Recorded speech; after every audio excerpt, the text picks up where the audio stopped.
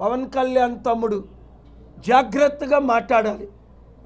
ఎందుకంటే ఆయన ఇలాంటి పనికిమాలను మాట్లాడుతున్నాడు కాబట్టే ఈ మధ్యని కొంతమంది ఎమ్మెల్యేలు ఆయన పార్టీలో ఉన్నవారు కూడా మహిళల మీద దాడి చేయడం, రేప్ చేయడం, ఎంతో అన్యాయాలు చేయడం జరుగుతున్నాయి.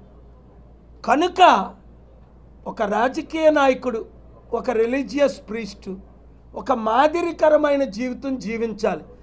నోరుందని ఇష్టం వచ్చినట్లు మాట్లాడకూడదు. దానిని నేను అప్పుడు ఖండించాను. ఇప్పుడు అందరూ అడుగుతున్నప్పటికీ 10 రోజుల నుంచి నేను ఊరుకున్నాను.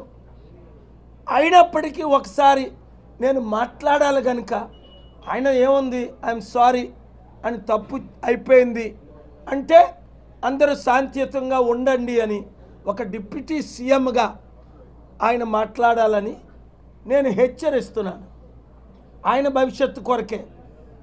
రెచ్చిపోతే నష్టపోయేది ఆయన. ఇప్పుడు ఆల్రెడీ జనసేనలో ఉన్నవారందరూ ఆయన్ని విడిచిపెట్టేస్తున్నారు.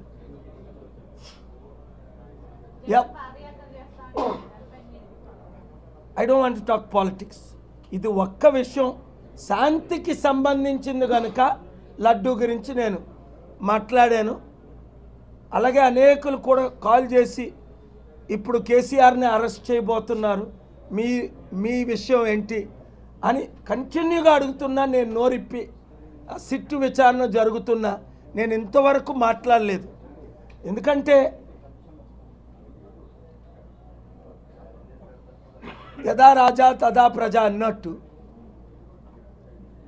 రేవంత్ రెడ్డి సొంత కూతురు వివాహం జరిగినప్పుడే కేసీఆర్ గారు రేవంత్ రెడ్డిని అరెస్ట్ చేసి జైల్లో పెట్టారు అని బాధలో ఆయన ఉన్నాడు, తమ్ముడు రేవంత్ రెడ్డి.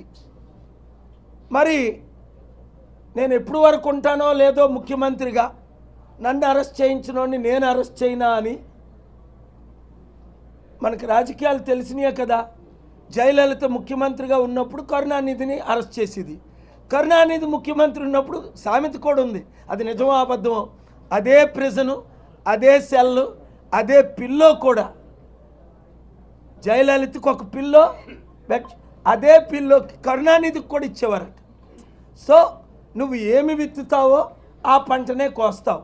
నువ్వు ముఖ్యమంత్రిగా ఉన్నప్పుడు అపోజిషన్ వాళ్ళని అరెస్ట్ చేసినప్పుడు ఆయన ముఖ్యమంత్రి అయిన తర్వాత అపోజిషన్లు అరెస్ట్ చేస్తారు.